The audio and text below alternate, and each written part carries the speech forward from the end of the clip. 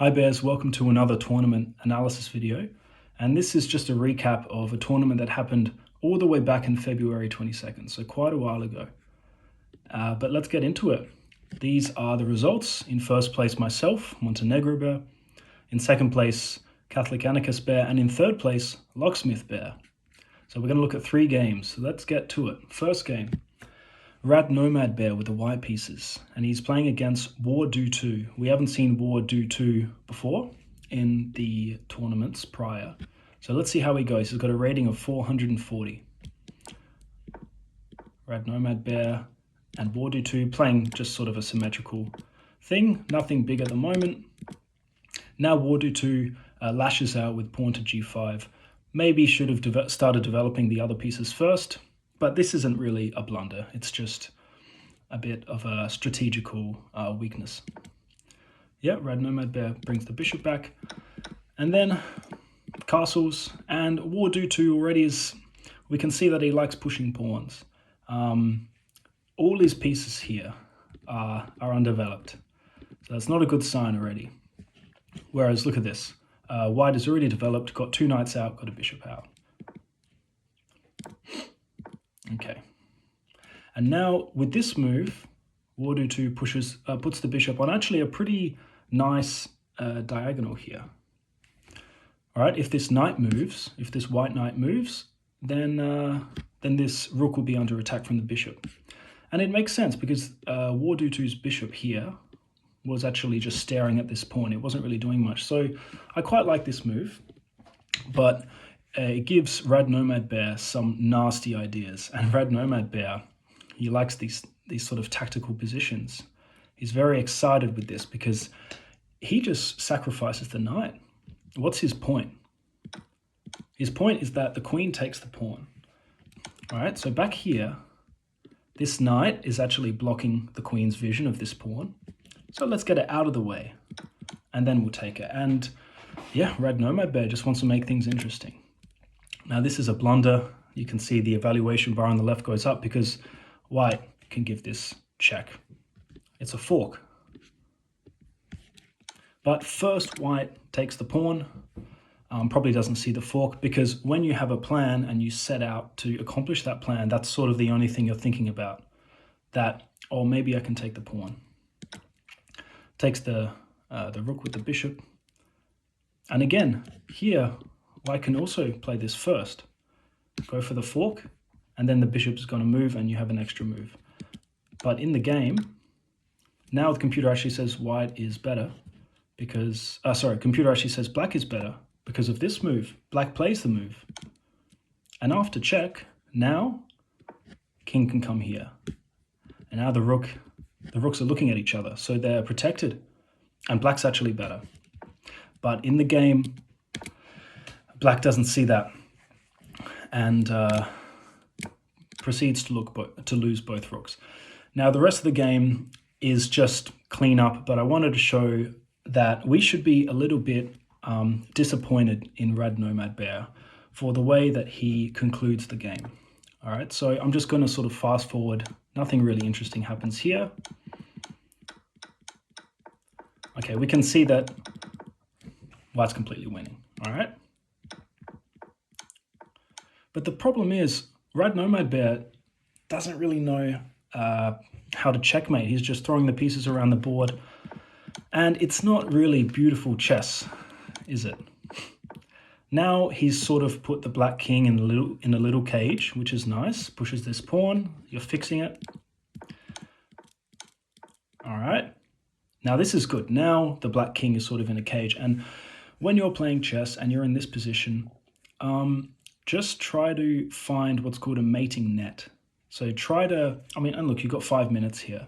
Just try to envision like where the only squares that the black king can go, and then just try to keep your pieces there and maybe bring one piece closer and then another piece closer. And of course, watch out for stalemate. But this is good. For example, here, well, I could play something like this, and now black only has one move, which is this. And now this is cool, actually, because if this black pawn wasn't here, then this would be stalemate because black is stuck. but black still has a pawn to move, and you can actually give checkmate like this or checkmate like this. That would have been really cool. But again, RadNomadBear. And this, by the way, this is also checkmate, RadNomadBear. But here we go. Just pointless pushing. And yeah, so eventually RadNomadBear gets the checkmate, but not the ideal way to do it. Try to focus on mating nets. Next, we have LocksmithBear against GreyMatterBear. Okay, and this is going to be a very quick video because GreyMatterBear is just pushing some pawns. This f3 move, it's better if the knight goes there. All right, brings the knight. Everything's sort of solid now. And now LocksmithBear. This is a very interesting move because he is planning something. He sees the tactic. And the tactic is, if white takes the pawn, now this is checkmate. It's checkmate if white takes the pawn. All right. So LocksmithBear, if you remember, I made a 4-move checkmate video about LocksmithBear, and he is dangerous when it comes to these diagonals along the king side. You got to be careful when you're playing LocksmithBear and he's got these 4-move checkmate ideas. He knows that this king has no protection along this diagonal. And so I'm sure that LocksmithBear played this on purpose, because otherwise, why would you play this move? Most people would think it's just giving up a pawn. Most people would play something like this. I would play something like this. But in the game, he plays this. And what does GreyMatterBear do? GreyMatterBear takes the pawn and gets checkmated in 6 moves. 6 moves, GreyMatterBear. So well done, LocksmithBear. And the last game is in round 3. It's in the final round between LocksmithBear and Deiscion. He might have a bear name, which I forgot. And the winner of this is going to get 3rd place. This is an exciting game. It starts off like this. Deiscion doing a really nice setup with the bishop and the knight. LocksmithBear as well, also with the bishop and the knight. And LocksmithBear decides to go for his, he's aware of these 4-move ideas when the pawn here is weak and this diagonal is weak. So he's going for this attack with the knight and the bishop. Now, Deiscion can castle. It's the top move by the engine, and it's the most theoretical move, but there is also another move in this position. It's not that, it's actually bishop takes pawn. Yeah, because what happens afterwards is if king takes, the knight comes here, and the queen is going to take the knight the next move. But this starts to get into theory. Anyway, Deiscion could castle, but instead brings the knight out, which is, it's not bad. You're developing. You're not going to get checkmated as black, so it's nice to develop. And Deiscion takes with the bishop. Now, it is possible to take with the knight. You're getting a fork. But again, if you know the theory of this, it's called the Traxler counter gambit, where black allows the knight to take this pawn, but black has got the bishop out here. And basically, look what happens. If king takes, you're going to take with the knight, and then basically you're going to bring the rook over and pin the knight. So you're not actually going to lose the queen or the rook. And then if king starts to get a bit adventurous, then you bring the queen out, and black's actually better. So it does get quite complicated. But white took with the bishop, king moves, and now white just liquidates. So it gets rid of the bishop for the bishop, and then takes the pawn, does black. And now black is threatening to take this pawn. So computer says it's essentially equal, but we can see that white's opening idea wasn't really successful, didn't go to plan.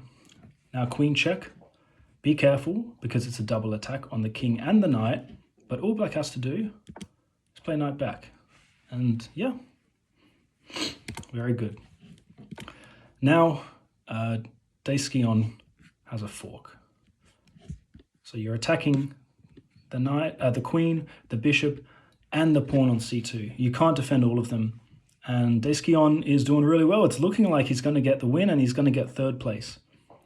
And when you're in a position like this as white, you've only got 2 pieces developed, whereas your opponent has 1, 2, 3, and you just got to try and keep some